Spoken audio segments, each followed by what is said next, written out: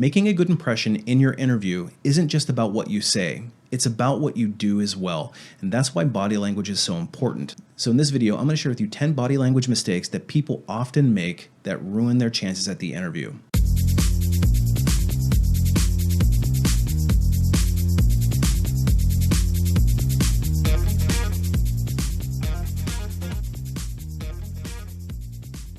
Hey everybody, it's Brian from A Life After Layoff, and today I want to share with you some interviewing tips regarding body language. As you know, the first impression that you make in your interview is oh so important, and body language plays a huge role in it. And I've narrowed down the 10 most common mistakes that I see people making regarding body language so that we can fix it and make sure that it's not an issue going forward. Now, if you notice that you make any of these mistakes, take note of them and try to improve them through steady practice. Because after all, we want to make sure that you're making the best first impression so that we can get you to that job offer. But before we get into that, if you're interested in more career-related content directly from a corporate recruiter, you might want to hit that subscribe button. You might also want to hit that notification bell as well, especially if you're in an active job search so you don't miss any future posts. So body language is one of the 3 core components that you want to be mindful of when you're going into your interview. It's what you say, how you say it, and the way that you say it, so the way that you carry yourself, and that's the body language component. So we want to make sure all 3 of them are hitting on all cylinders if we want to have the best chance at impressing that interviewer and moving along and hopefully getting that job offer. And keep in mind that a lot of these relate to nervousness, which shows a lack of preparation, so make sure you practice and get really comfortable at these. So the first mistake that I see people often making is a lack of eye contact. And a lack of eye contact shows that you're not necessarily engaged in what the interviewer is saying. And when you're looking over here and you're talking like this and you're looking down this way, it's actually really distracting for the person who's on the receiving end, the interviewer in this case. So we really want to get in the habit of looking the interviewer in the eye when we're delivering answers and when we're listening to them speak. Now, this doesn't mean you have to maintain creepy level eye contact, but good conversation, you generally will look a person in the eye when they're talking, and that's the same thing in an interview. You just want to show a level of engagement, keep it natural, but try to maintain good eye contact. Now, I know that there's some people who struggle because of neurodiversity and other things. I would just let the interviewer know that you may not make the best eye contact throughout the interview, but rest assured you're paying close attention to what they're saying. And then the next one's an in-person only interviewing mistake, and it's the handshake. When you meet the interviewer for the first time, you want to give a nice firm handshake. You don't want to break their hand. I've had some people kind of squeeze my hand so hard that it kind of hurt. Damn, would you feel that iron grip handshake? But you want to have a nice firm handshake. You don't want to have a dead fish handshake, and if you're somebody that suffers from sweaty hands or sweaty palms, you may want to make sure that your palms are as dry as possible before you go in and shake their hand. But a good handshake conveys to the interviewer that you're confident and that you have a degree of trust. And the next one is being too distracted. If you're in the interview and you see people walking past the door and you're kind of always looking at what's going on out there and you're kind of paying attention to what's happening over here and maybe looking at the decorations in the room, the interviewer is going to feel that you're not engaged. They're going to be like, hey, you know, are you with me here? Now, obviously, you want to turn your cell phone off so you don't have those distractions as well. And the same thing goes for virtual interviewing. Make sure that you don't have any other distractions around you and make sure that you're very engaged in what the interviewer is saying. Fourth thing is being too casual. This is both verbal and how you carry yourself. So with verbally, you don't want to say things like boss and hey bro and things like that, but also the casual body language. I've had people kind of kicking back, they kind of chill in their seat, they're kind of spinning their chair around. They're acting like they're overly comfortable. And you have to keep in mind, even though you want to convey a level of confidence and comfort, you're still trying to make a great first impression and you're still trying to show respect to the employer. So avoid being too casual, even if the interviewer comes into the room doing the same thing themselves. This is a case where you don't want to follow their lead in that regard.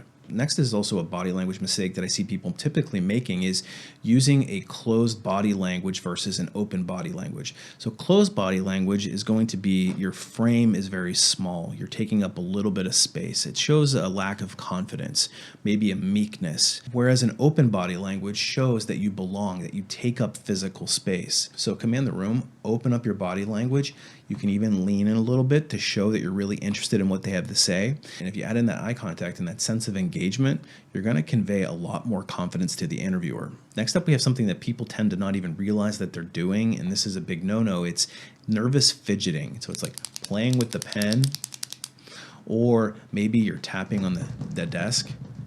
Hopefully that's not too annoying. Or it could be the shaking leg syndrome, which my wife tells me that I'm guilty of. Oftentimes we'll be sitting on the couch and she'll be like, will you stop shaking your leg? And it's something I don't even realize that I'm doing. So just be really mindful when you're in the interview to not be fidgeting or doing these like little nervous things. And let's talk about the interview room itself. Suppose you walk into the interviewer is already sitting at the table and there's a choice of 3 chairs. Which one are you taking? If you're like most people, you said, I'm sitting right in front of them. But here's the thing, you don't want to sit directly across from the interviewer if given the choice. When I have the option, I always choose the 45-degree angle from the interviewer because sitting next to the interviewer is more casual and more friendly versus sitting across from them at a table, it's more adversarial. It's a subtle body language choice that can make the room seem less intimidating. Now, of course, you should probably ask the interviewer first if they have a preference where you sit, but given the choice, try to choose the 45-degree angle. Then when you get into the interview, you want to show that you're interested in being there. And that's one of the biggest mistakes that I see people making is conveying a low sense of energy. So it's the tone of your voice, it's the body language, it's the slumping over, it's the not making eye contact, it's the just kind of not really giving a lot to the interviewer to work with.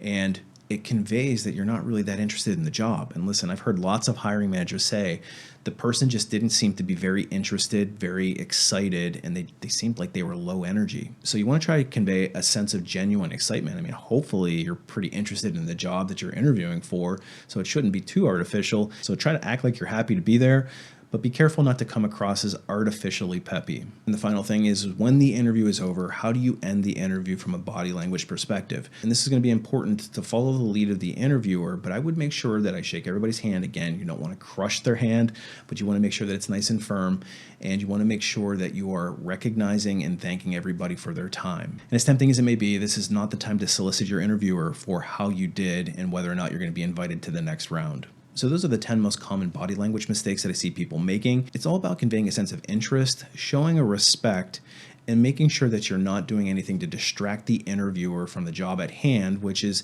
trying to make sure that you're the best possible fit for that role. Because I wouldn't want my body language to compete or distract the interviewer from all the great answers that I'm delivering because I have great strategy. If you're somebody that's struggling with your strategy and you're not getting through the interview process, it's actually something that I specialize in. I've got a website called alifeafterlayoff.com, and it's loaded with tips and tricks, all from an insider's perspective.